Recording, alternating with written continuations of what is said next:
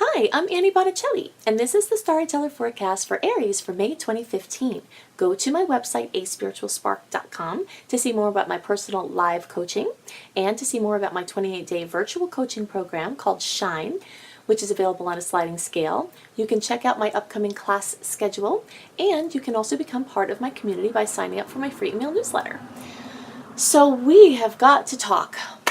I know that there's things we have to talk about in May, but we cannot talk about May without talking about what we have just gone through before May. So, I am very sure that most, if not all of you, have been having your life completely electrified by the shock and awe Uranus and eclipse influences. You know, I have Aries rising, so I'm living through this personally with you.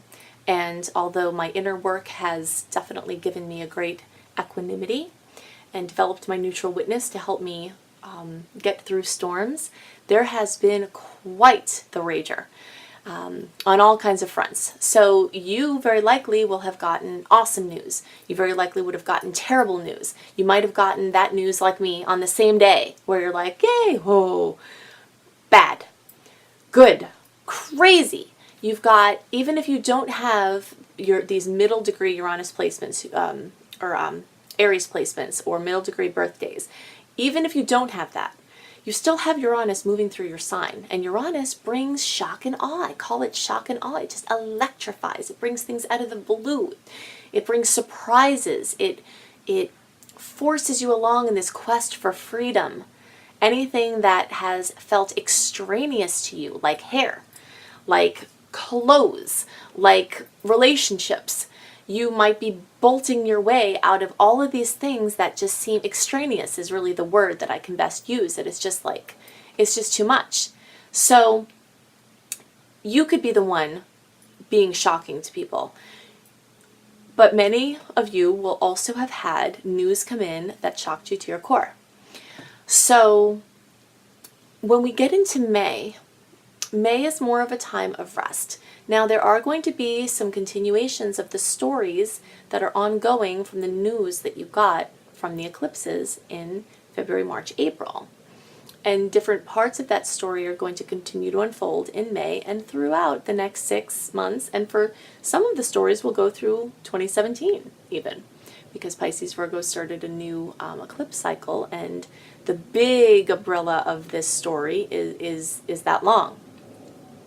So May now brings us into a time where our best work is to quiet the mind, quiet the mouth, quiet the surroundings, and quiet the body.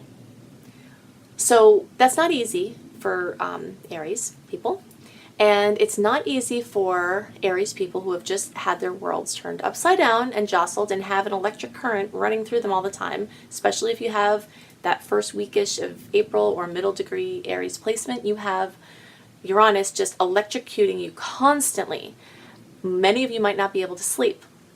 Something that has been helping me, because I've been up all night sometimes with this electric circuit just like frying through me, is L-tryptophan. It's an amino acid, and it's not a drug, and it's not habit forming. And I'm not a doctor, so you totally have to check about that, because there's a very delicate cascade of mood and mental stabilizing elements, neurotransmitters in that are affected by this. But if you look into it, you might find that you can get more sleep. If you can get more sleep, this is going to help you tremendously with the transits that are going on, because part of why you're having a harder time dealing with them is because you're not resting ever.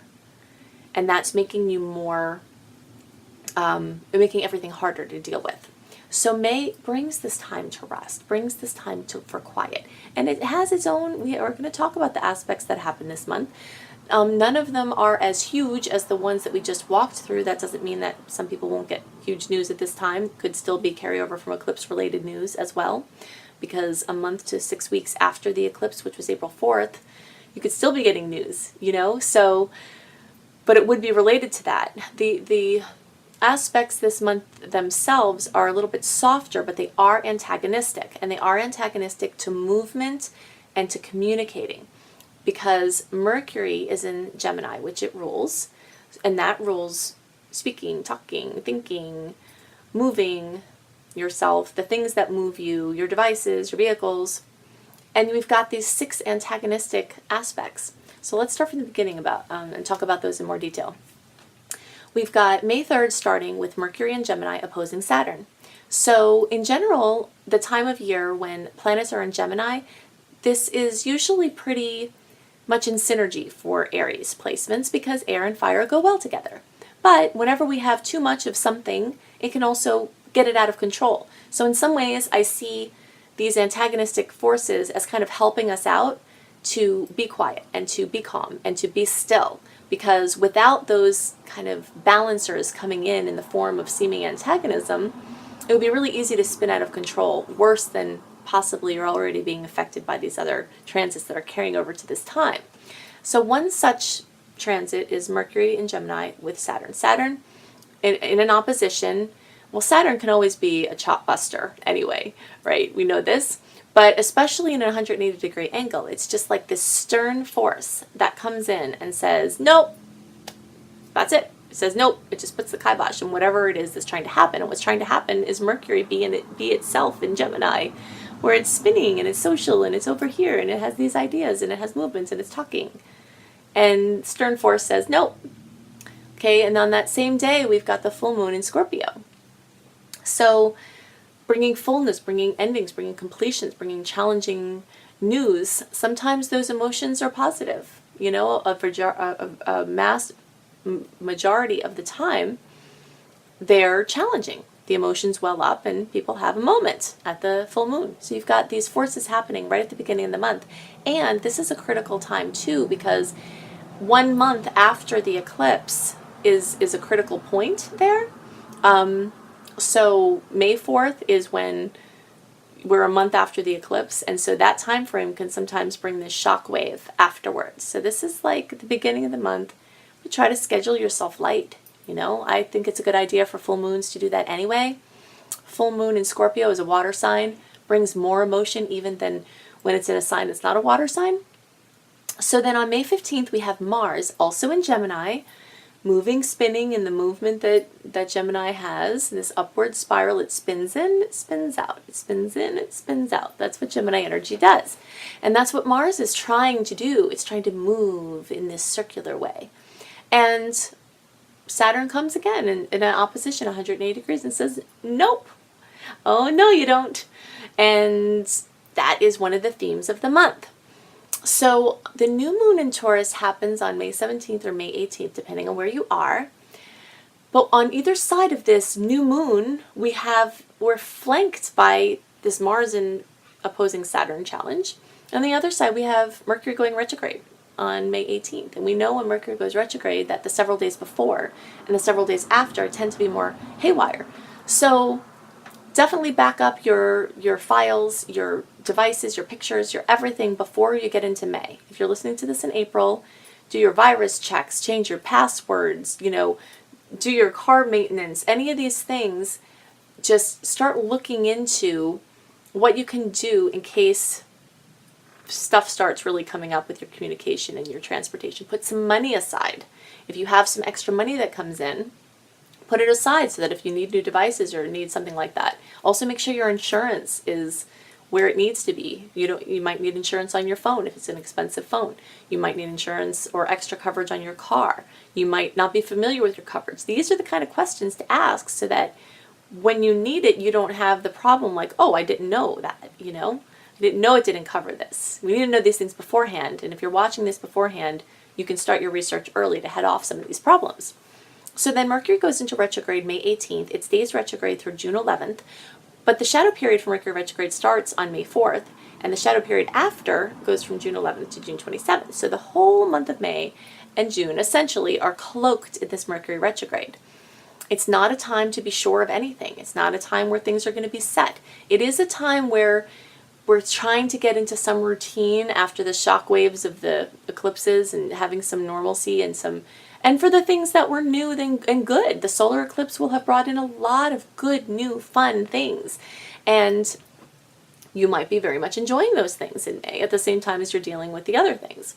So May is a time to just kind of move through quietly with great center, not pushing up too hard against things that come in your way. You know, there is a time for blazing forward. Aries, is very difficult for us to understand this, that there is a time to blaze forward on things, and there isn't a time. You know, I understand that because it's very difficult for me to not blaze forward with everything at every time, all the time. March, April, those are the times to do that. If you're listening to this in March and April, then plant your seeds, do all your things, do everything that you can do. And then once May comes, it's time to lay back and to rest and do everything rest, rejuvenate, retreat, redo, pick up old projects, do crafting, you know, go to things that you've been meaning to get to that you haven't been able to get to. Don't try to do new things unless they're things from the past. So if you have things that you used to do in the past and you're like, dusting them off, want to bring them new, they're not really new. They're from the past. So you can work on those things and start to, you know, present them in a different way, not launching brand new things. We also have the end of the month. We've got 3 antagonistic aspects with Neptune, again involved in Gemini. Mars in Gemini, Mercury in Gemini, Sun in Gemini are all going to make squares, which are another challenging angle to Neptune. So we have the 2 oppositions with Saturn, Mercury and Mars at the beginning of the month. We have Mercury retrograde in Gemini, and then we have the 3 squares with Neptune, 2 personal planets in Gemini. So you can see everything Gemini, everything communication, everything transportation is being afflicted. It's being gone back over. So you just want to watch your autocorrect on your devices. I've talked about this several times this month because it's on my mind thinking about what's coming, but your voice to text is on crack, isn't it? I mean, I do not know what in God's name my voice to text is doing, because when I say something, it doesn't say what I say, but it says every kind of bizarre thing, including occasionally the F word that I'm not saying. So you got to watch it this month, because the odds of you sending something out to someone you didn't intend it are increased. The odds of you sending something that you didn't check out, where it's like, whoa, I should have checked that. But again, that's why I started out by saying, quiet your mind, quiet your mouth, quiet your surroundings, quiet your body. The more you can just abide by that, then the more you won't have to have the universe force it upon you, first of all. Second of all, you can be more aware of these energies. You know, just constantly be listening to the universe. What is happening right now? If something's happening to your device, maybe you need to take a device break. You know, if it's going to be a day before they can get it back and you're like, I can't have my device without a day. I mean, I can't be without my device for a day. You know, maybe that's exactly what you need. Maybe you need to unplug. I think most people need to unplug. See if you can make a commitment where you have a whole day where you're off all of your devices. If you have to make some, you know, necessary phone calls, family things or whatever, consider that. But it is an addiction. And that addiction is going to be strongly brought into people's faces this month. Things that aren't being dealt with, when these transits come and they put things in your face to say, you have to deal with this now. And some people deal with that by getting mad and, you know, blaming and completely avoiding and missing the point. What is the universe trying to tell you? The more quiet you are, the more you're going to be able to tell what the universe is trying to tell you. Let's see, there are other things I wanted to tell you about. There's so many things. Oh, there's so much focus for all Aries this month. Tremendous focus on the 2nd house of finances and material possessions. Now, for different placements in Aries, this is going to come through in some different ways. Some of you are going to have the new moon in that house. Some of you are going to have the sun. Some of you are going to have Mercury retrograde for some of you. Some of you are going to have Mars. Some of you are going to have Venus there a little bit. So in any case, 2nd house is strongly highlighted in some way for all Aries placements, early, middle, late degrees. And the 2nd house is the finances, material possessions, it's money, it's your financial security, it's security in general, it's things of value, what you value. So a lot of questions are going to come up as to, what do you value? What are the trade-offs? You know, I will often put out this suggestion, and this is a perfect time to do this, to write a list of the things that are your priorities and write a list of the amount of hours you're spending doing certain things and see if they match up. So a very common example of this is if your priority is your family, let's say, and you notice that you're spending 80 hours a week working or doing other things besides being actually with your family, but indirectly you're helping your family because you're making money or whatever, then you need to get those hours down some and spend more of those hours with your family. Because I promise you, and I know this from being a young person with a liberated mother who was a professional and very well educated and wasn't home. My family worked a lot and I was home by myself, and I wished my parents were there, and I never thought, wow, God, I wish my mom worked more. That starts to happen when you get a little bit older, like a teenager or later, when you're like, God, I wish my parents wouldn't be here so much, right? But that's because you want to act up, and still that's not a good thing, because you need to be watching the kids to make sure that they stay on the right track, right? So just really, really, really feel into what your values are and how what you're doing is supporting what your values are, because that's what the universe wants you to look at this point. Some of you will be coming up with new streams of income. Some of you will be going back into the past or projects or other things you made money from or did with work and then making money from them now in a new way. It's very financially focused. So I expect a lot of you will have some good financial news. Now, if you're a person who has had a period of time where you've been following astrological reports and there are some trends that you've been hearing different people discuss that are positive that you have not been experiencing. There's a lot of people out there that will write to me and say, why am I not having the benefits of these things that are coming through? Why, if you're an Aries that has not had your career completely lit on fire in awesome ways, it's because you have inner blocks. Career is so much indicated for anyone with Aries placements right now. Myself, the Aries people that are close to me, I don't even know it's so on fire, I can't barely manage it. And my biggest problem is managing how on fire it is. And if that's not happening for you, you have the potential for it to be happening for you, and you are blocking it. And you need to do inner work to clear out the blocks, because the universe outside, your outer reflections, can only show you what you have inside. So if you still have these feelings or beliefs that you may or may not be conscious of I'm not good enough, I'm not worthy enough, I have to do work I don't like to pay my bills, I have to work this much and make this much. These are the kind of things our parents taught us, because either directly or indirectly, because they're trying to help us. They're trying to say, okay, go to school, get a good job, make money, do all this stuff so that you can be happy, so that you won't be impoverished like many of our parents were. And they want to protect you from that, right? But then they put in these new belief systems, and the biggest belief system is you have to work all the time just to make ends meet. You have to be away from your family in order to, or loved ones, or things that you like for yourself, in order to be a responsible, accountable person. And what you believe is what you create. So this is what you have to look at. Because if you have a belief system in there like that, then your beliefs actually trump the transits. And that's what's happening. So there's a lot of resources I like for this. I like my program called Shine. It's part of why I developed it, is to help you bust out of that glass ceiling, that matrix that you're trapped in. And I love the Presence Process by Michael Brown. I love EFT, the Emotional Freedom Technique. I love EMDR. It's a method done by psychologists to help you free yourself from post-traumatic stress disorder, which I believe almost all humans have. PTSD is not just for war veterans anymore. We're coming to the awareness that everybody has this. And the way that you're getting trauma triggered in your life is negatively affecting your relationships. And that's showing up hardcore for Aries right now, because of these aspects are occurring in antagonism or antagonistic aspects to relationship versus self, me versus we. And if you're having these things come up, there's something you haven't worked out internally, and people are reflecting it for you. So it's critical, and the time is great right now, because you're supposed to be getting still and quiet and quieting your surroundings and going inward. Notice how my voice got quieter when I said that, right? That's what we're supposed to be doing in May. So I can't see what's going on in your individual chart.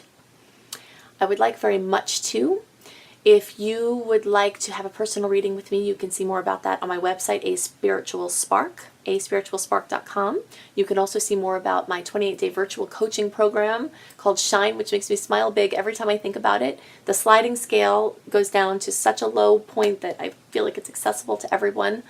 And I want it to be because anyone who really wants to bust through these blocks within themselves, I want you to be able to do that. And definitely check into my class schedule and definitely sign up for my free email newsletter and become part of my community. So I hope you have a wonderful May, and I'll see you next month. Bye.